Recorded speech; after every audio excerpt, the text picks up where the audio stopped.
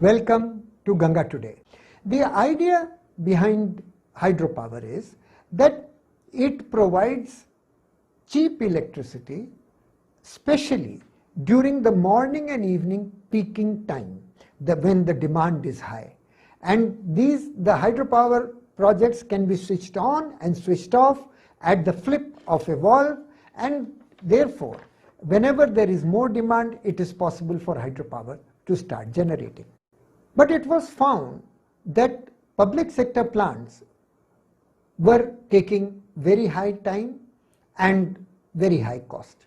Therefore, in 2003, the Government of India enacted the Electricity Act 2003.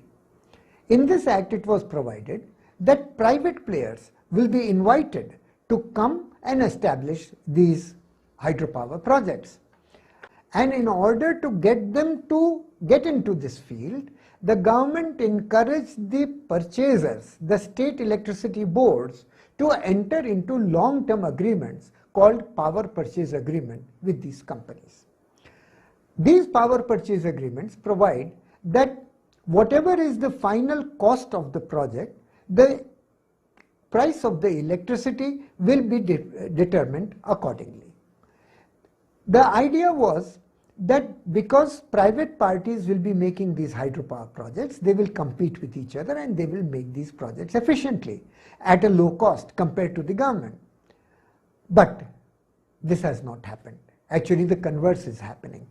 And these private companies are bleeding the country and the consumer even more than the government. I place before you the example of the Srinagar hydropower project, which has been made by Alaknanda Hydropower Company, which is a subsidiary of the GVK group of Andhra Pradesh.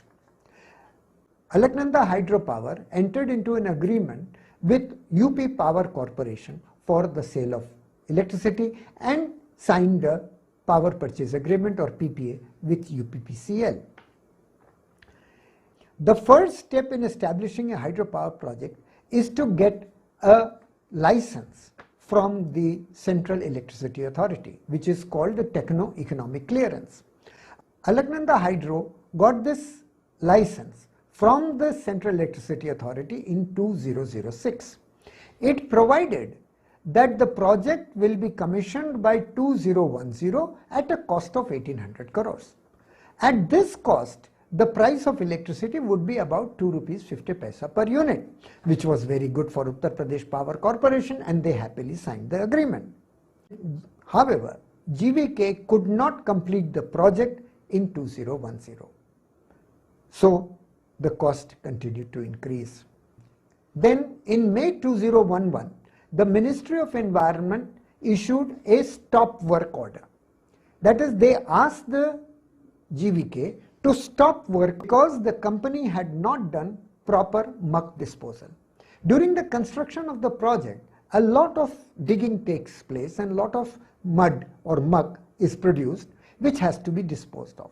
So the standard practice is that wherever the river banks are having a little slope, they make a holding wall and put the muck behind the holding wall. But the requirement is that the holding wall should be made very high so that it does not get washed away in a normal flood. It is provided that the holding wall should be made at least 2 meters above the highest flood level in that area. Alaknanda Hydropower did not do that. So the Ministry of Environment said that, look, you are violating a requirement, so please stop construction until you make proper arrangement for muck disposal. GVK continued to construct the project despite the stop work order, but God is also there. So what happened is that in June 2013, there occurred a flood in Uttarakhand. Now this flood was not unprecedented.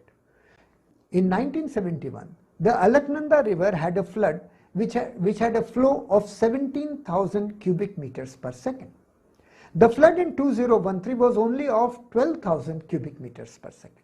So it was much lower than the highest flood. And naturally the water level also was not above the highest flood level. But because GVK had not made the holding wall as required, and the holding walls were made below the highest flood level, therefore when the flood took place, it washed away the holding walls, it washed away the muck that was dumped behind these walls, and this entire huge quantity of muck flowed into the river and it came down.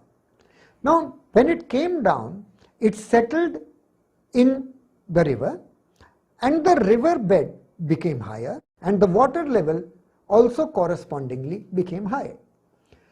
As it happened, the powerhouse of GVK was located at such a place. So when the water level increased, it went into the powerhouse, it went into the turbines, and it damaged the turbines. This led to further delay in the project. Now GVK is saying that because the damage to the turbines took place because of a flood which was beyond its control, therefore the increase in cost because of that delay should also be recovered from UP Power Corporation. But it should be obvious that the damage was not because of the flood. The damage was because of the wrong disposal of the muck on the riverbed without making appropriate holding wall. Now the other thing happened in Srinagar. On the right bank of the river, the powerhouse of GVK is located. On the left bank of the river, the area called Bhaktiana is located. So when the water level rose, it entered into the powerhouse on the right and also the Bhaktiana area on the left. Huge amount of muck came in along with the water and entered the houses of people living in the area, as you can see in this picture. So some people of Bhaktiana approached the National Green Tribunal and asked them to direct GVK to pay compensation. The NGT held in its judgment that the flood was not an act of God and the damage was indeed happened because of the wrong actions of GVK. And it directed GVK to pay compensation of about 9 crore rupees to the people of Bhaktiana. Since NGT, which is a court of the land, has held that this was not because of an act of God, that therefore the damage to the turbines should also be attributed to the wrong actions of GVK and not to the act of God, and the consequent increase in cost should also be recovered from GVK and not from UPPCL. The story continued further. In September 2014, the sedimentation tank of the project subsided. This is a huge tank in which the water of the river is put in so that the sediments get settled, because if large particles go into the turbine, then they damage the turbine. Now, because of the shoddy work done by GVK, the holding wall of this sediment tank broke, as you can see in this picture, and there was a huge hole in the middle. The land subsided in the middle of the sedimentation tank and the entire water gushed out. This further led to more delay. So now the question is, this was again obviously bad work done by GVK. So why should the consumer of Uttar Pradesh pay the consequence? Anyway, then the story continued further. In January 2015, people on the rim of the reservoir of the project complained that their houses were sinking, cracks were developing, and they started agitating. Then GVK had to lower the level of the reservoir. Now GVK is saying that because of this agitation there was delay, which is absolute nonsense. If the water level is reduced in the reservoir, it gives GVK more comfort in undertaking the work. It does not hamper the works in any way whatsoever. But they are coming up with arguments one after the other. Finally, in 2015, June or something, the project was commissioned.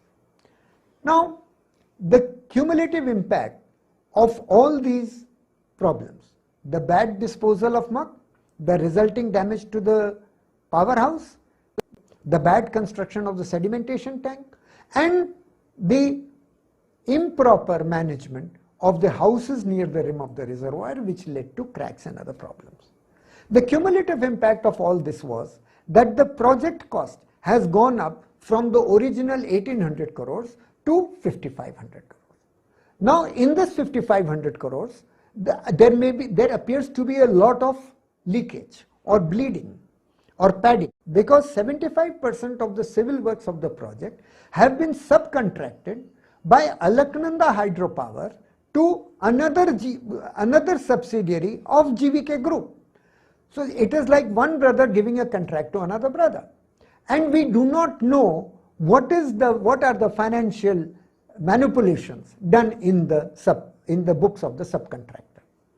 The result of all this is that the Electricity Act 2003 has been turned on its head.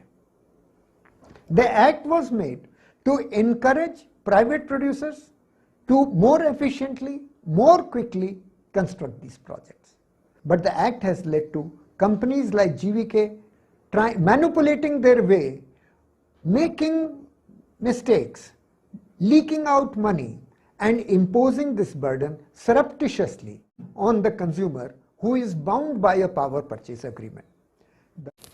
The cost of the project and the corresponding price of electricity has to be decided by the UP Electricity Regulatory Commission. The Commission has taken this decision in August 2020. It has decided that the cost increase from 1800 crores in 2010 to 4200 crores in 2013 will be allowed to the project, but the further increase in project cost from 4200 crores in 2013 to 5500 crores in 2015 will not be allowed. Therefore, the consumers of Uttar Pradesh have a partial reason to celebrate. The electricity that was to be available to them at 2 rupees 50 paisa per unit will now be available to them at rupees 6 per unit, but they have been saved from paying the higher price of rupees 9 per unit.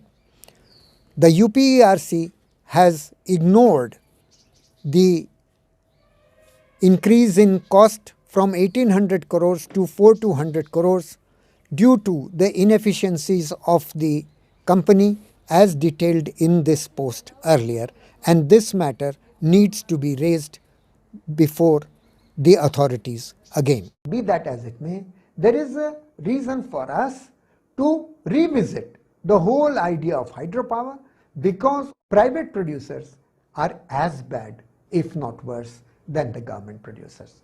Therefore, let us re-look at hydropower and save the rivers of this country, which are the indicator of the environment of this country.